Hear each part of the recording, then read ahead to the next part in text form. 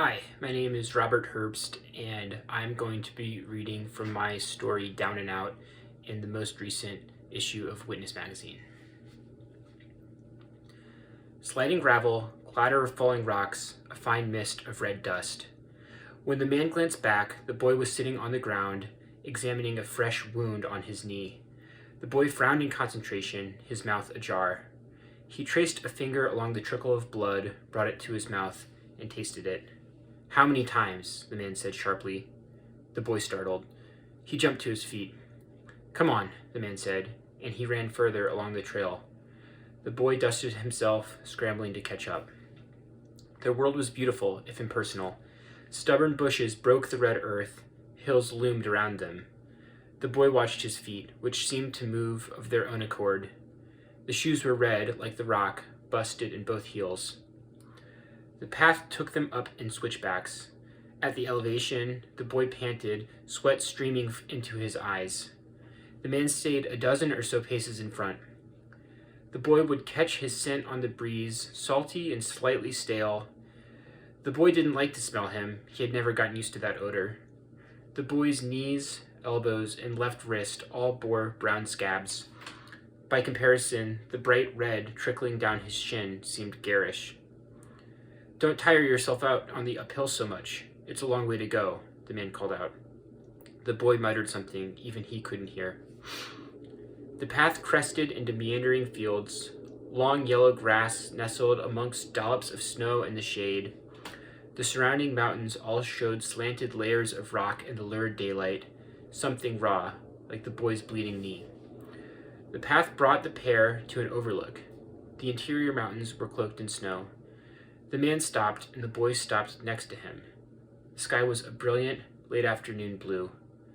They didn't speak, but they looked upon the peaks, the waving pine forests that carpeted the valley below. As the miles passed, the boy started to feel vague, as if the stuff that made him had become fainter. The sweat had dried, leaving a coat of grit on his forehead. His legs pumped out of habit. He felt as if the hills were gnashing him into a fine powder.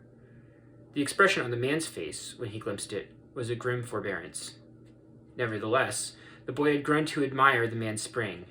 He noticed it now, the way he skipped along over roots, nimble as a jackrabbit. The trail became a knife's edge, with a steep incline on the right side. 100 feet below, a thin and swift stream carved a narrow gorge. "Careful," the man said. "Watch your feet, Daniel."